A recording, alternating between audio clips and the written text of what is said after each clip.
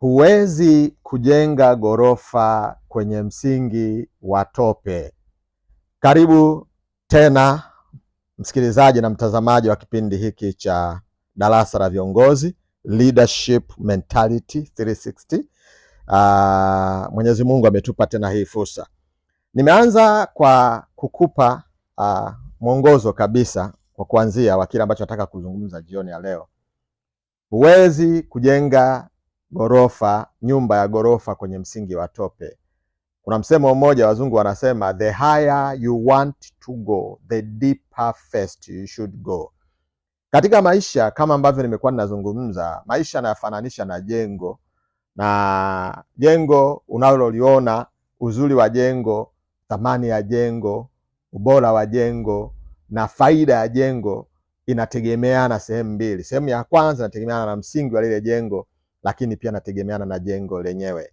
Kwa siku kadhaa sasa nimezungumza habari ya kipawa na vile ambavyo kila mmoja wetu Mungu ameweka ndani yake kipawa, na kwamba kipawa ni ile nguvu au msukumo ambao anao mtu, nguvu wezeshi ambayo Mungu anaiweka ndani ya kila mmoja ili ije imsaidie kutatua matatizo yaliyopo katika jamii ya wanadamu, na anapotatua matatizo anakuwa na ushawishi, na akiwa na ushawishi anajikuta amekuwa kiongozi katika lile eneo la ushawishi wake. Kwa hiyo kila mmoja wetu yuko na kipawa. Kuna kitu fulani cha pekee ambacho Mungu alikipanda ndani yake kama zawadi. Mungu hakumtuma duniani mikono mitupu. Aliweka ndani yake zawadi ili akija duniani asije akawa useless.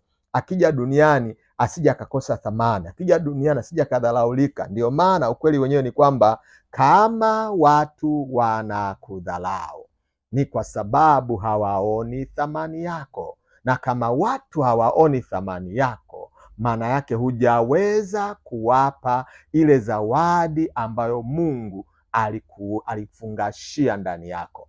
Ile furushi ambalo Mungu aliliweka ndani yako hujaliserve, hujalitoa kwa wanadamu, na kwa sababu hujalitoa kwa wanadamu hawaoni thamani yako, na kwa sababu hawaoni thamani yako wanaishia kukudharau.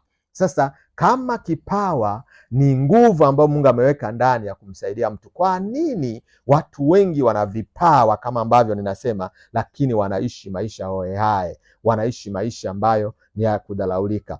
Mimi leo ni kuzungumza kitu kidogo ambacho ni cha msingi sana.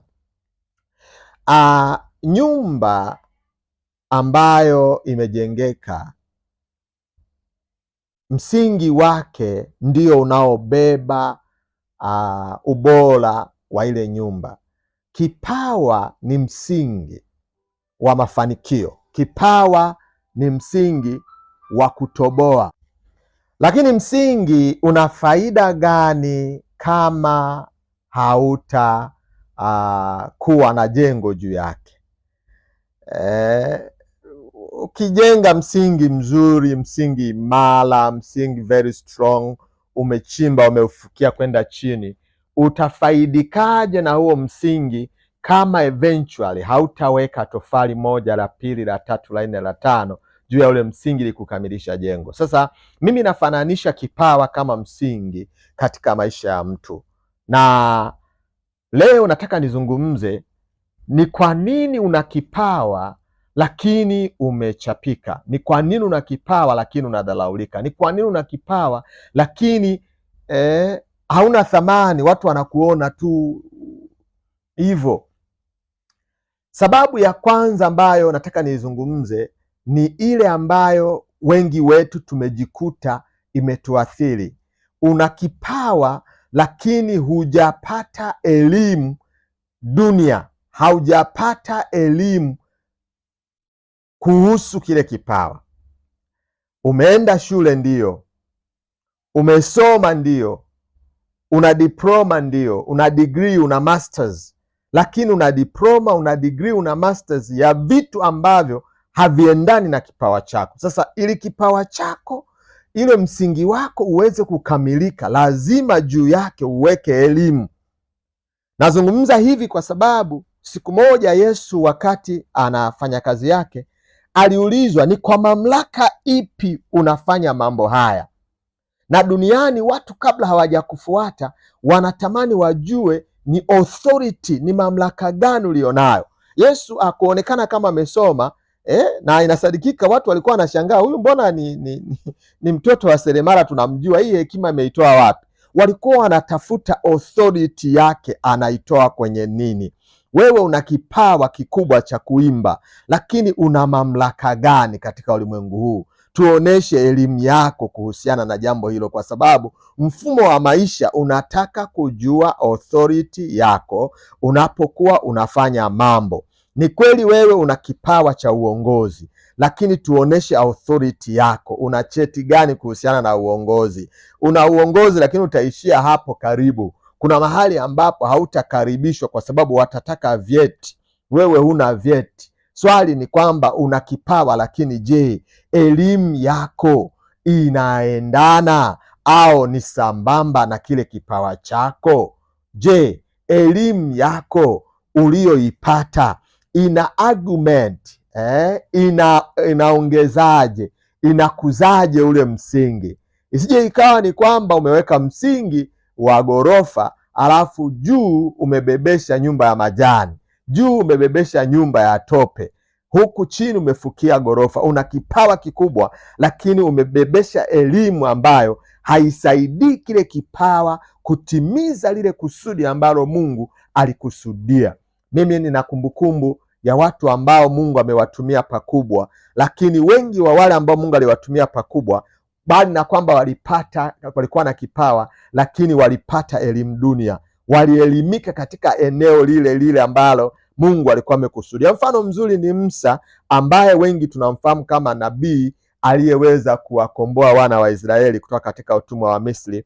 Ninyi yote mnajua ya kwamba Musa alikuwa na kipawa, ndiye aliyekuwa amewekwa aje awaokoe wana wa Israeli kutoka katika utumwa. Na ukitaka kujua kipawa hicho, unafuatilia maisha yake na vile ambavyo alianza kuwa mtetezi wa Waebrania siku ile alipokutana na Misri mmoja, anampiga Mwebrania, akaingilia kati, akampiga, akamuua, akamfukia kwenye mchanga kabla Farao hajajua, na yeye akatimkia Midian huko ambako alienda kujificha. Lakini huyu Musa alipata elimu, alisomeshwa katika mambo ya protocol, alisomeshwa katika utaratibu. Kumbuka alikuwa ni mwana wa mfalme, kwa hiyo alikulia ikulu, akapata elimu. Na wengine wanasema alikuwa anajifunza mpaka sheria za Misri. Alijua, alielimika katika lile eneo ambalo kipawa chake kingeweza kufanya kazi. Ndiyo maana hata Mungu alipomtokea na kumwagiza aenda ka negotiate kuondolewa kwa Israeli katika utumwa, alitumwa ka negotiate, akafanye mapatano na Farao. Mungu asingeweza kumtuma mtu ambaye hajui mlango, hajui protocol, aenda akafanye negotiation. Ilikuwa ni lazima Musa apate elimu kwanza, ajifunze. Jambo la pili, na mfano mwingine wa pili, ni wale ambao tunafahamu Yesu alipokuwa duniani alichagua mitume 12, na katika hao mitume 12, baada ya kupaa kwenda mbinguni kama ambavyo tunaamini, alitokea mtume mwingine anaitwa Paulo. Paulo hakuwa sehemu ya wale mitume 12 waliotembea na Yesu, waliokula mikate na samaki, walioona miujiza kwa macho. In fact, Paulo alikuwa ni mmoja wa watesi wa kanisa. Baada ya Yesu kuwa ameondoka, kanisa liliteswa katika mikono ya Paulo. Lakini inaonekana na imethibitika kabisa ya kwamba Biblia ambayo ni Agano Jipya, almost nusu ya Agano Jipya limeandikwa na Paulo, na halijaandikwa na Petro, halijaandikwa na Yohana wala Yakobo wala Bartolomeo au mtume mwingine katika wale mitume 12 waliokuwa na Yesu. Unajua kwa nini? Ni kwa sababu wakati tunasema Paulo alikuwa na kipawa, alikuwa na God given abilities, lakini alikuwa msomi, alikuwa jamaa fulani limesoma sheria ya Kiyahudi, farisayo kabisa, msomi, ana elimu ya kile, elimu ambayo ina argument, kile kipawa ina argument zile abilities ambazo Mungu aliweka ndani yake. Amesoma, na kwa sababu alikuwa amesoma, ilikuwa ni rahisi yeye hata kuwa mtume wa mataifa. Kwa nini? Kwa sababu mbinu ambazo angezitumia kufikisha ujumbe kwa mataifa, hizo mbinu zilitegemea na ufahamu wake, zilitegemea na abilities ambazo zina mchango mkubwa na elimu dunia. Na unajua ujumbe sio muhimu zaidi kuliko namna ya kufikisha ule ujumbe. Wanasema hivi, the methodology is as necessary as the message, kwamba unaweza ukawa na ujumbe mzuri, lakini ukikosea namna ya kufikisha ule ujumbe usiweze kupokelewa. Na ndiyo maana ukisoma maandiko katika Yohana sura ya 12:49 pale Yesu anasema, I did not speak on my own accord, but my Father who sent me told me what to say and how to say it.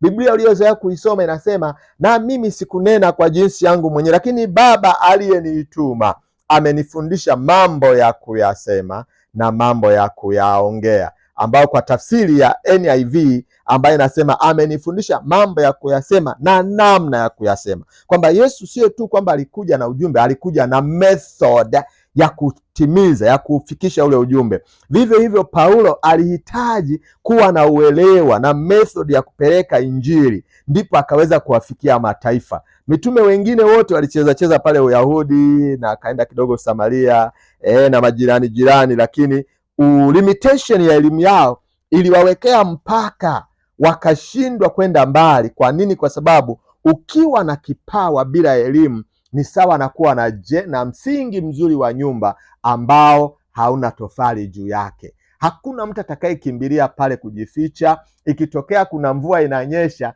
hakuna mtu anaweza kaenda mahali penye msingi wa pagala akakaa pale anatafuta maficho, atafute jua lisimwakia au mvua isimnyeshe. Ni lazima baada ya kuweka msingi upandishe tofali, nyumba ikamilike, upaue, ndipo unaweza ukapata watu wanaoweza kujificha hapo, ukapata msaada. Kwa nini una kipawa lakini watu wanakudharau? Ni kwa sababu kipawa chako haujakipa mamlaka, haujakibebesha elimu katika lile eneo. Unaweza ukawa umesoma, narudia tena, unaweza ukawa umesoma lakini umesoma vitu vingine, umesoma nje kabisa, off. Ni sawa kwa wale waimbaji wanajua, ni sawa na unaimba off key, una wimbo mzuri lakini unaimba off key, ndivyo ambavyo unasoma, umepata elimu lakini nje kabisa ya kile kipawa chako. Sasa nikisema hivi namaanisha nini?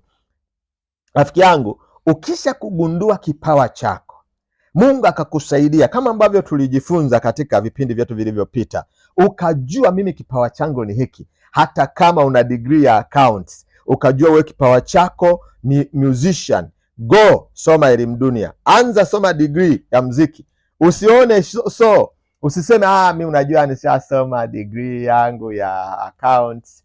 Degree ya accounts, ufahamu wa accounts utakuja kukusaidia baadaye utakapokuwa una commercialize ule mziki, lakini hakikisha unaenda kusoma degree ya mziki, usome elimu ya mziki ili uwe na authority utakaposimama jukwaani. Una kipawa cha kuimba, una kipawa cha mziki, lakini una elimu ya mziki. Ukisimama kaanza kuongea, watu wakikutazama wanauona moyo wako. Kumbuka moyo ndo kipawa chenyewe. Moyo unasukumwa na kipawa, wanauona moyo, lakini wakikutazama wanaona masomo, wanaona elimu, wanaona authority, wanaona mamlaka, wanakuheshimu, wanakuvulia kofia. Na hapo ndipo watu wataacha kukudharau, kwa sababu utakuwa una kipawa na uko na elimu dunia. Nenda shule, kasomee kipawa chako. Nenda shule rasmi. Siku hizi kuna shule nyingi, kuna mpaka open university zipo, zinasomwa ndani na nje, na kuna online degrees zinasomwa ndani na nje.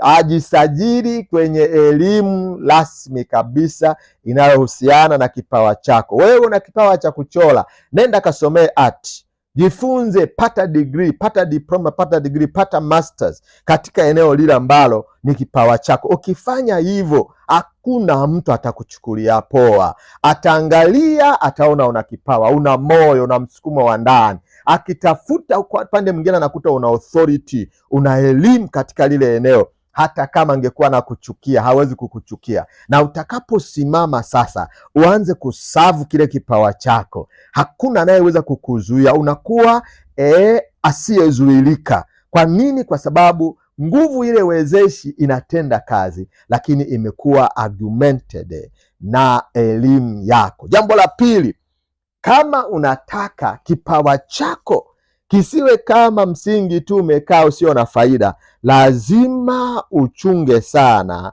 maisha yako ya kila leo, kila siku. Swali, kila unachokifanya kinakusaidiaje katika uboreshaji wa kile kipawa chako.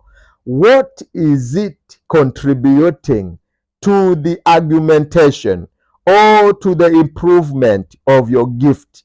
Kila unachokifanya, na hili inatakiwa iwe ni jukumu la kila siku. Tuna watu wengi sana duniani wana vipawa, lakini ukifuatilia maisha yao wanapoteza maisha, wanapoteza muda, wanapoteza masaa.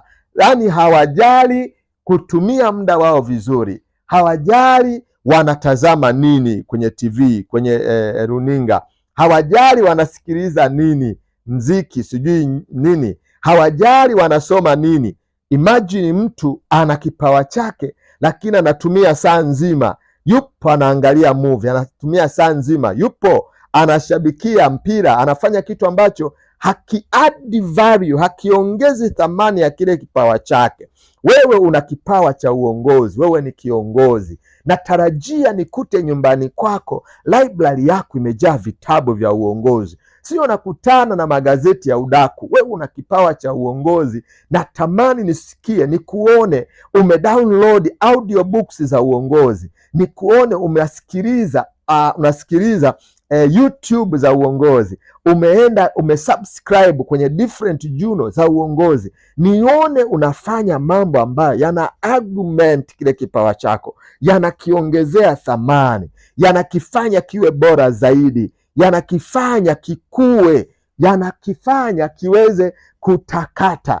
Usikubali siku ikapita hujafanya jambo ambalo linaongeza thamani kwa kile kipawa ambacho Mungu alikupa. Unaweza ukawa una kipawa, ni kweli umesoma, lakini kwa taarifa yako, ukisoma leo ukigraduate, wewe ni yesterday's graduate. Ukimaliza leo chuo, wewe umemaliza jana, kwa sababu siku unamaliza, siku hiyo hiyo kuna watu wanavumbua vitu katika ile eneo la kipawa chako. Kuna watu wamefanya tafiti, wamegundua mambo mengine mapya, na kuna new invention katika lile eneo. Sasa wewe umesoma, una degree ndiyo ya mziki, lakini degree yako ni ya mwaka jana. Leo kuna vitu vingi vimevumbuliwa.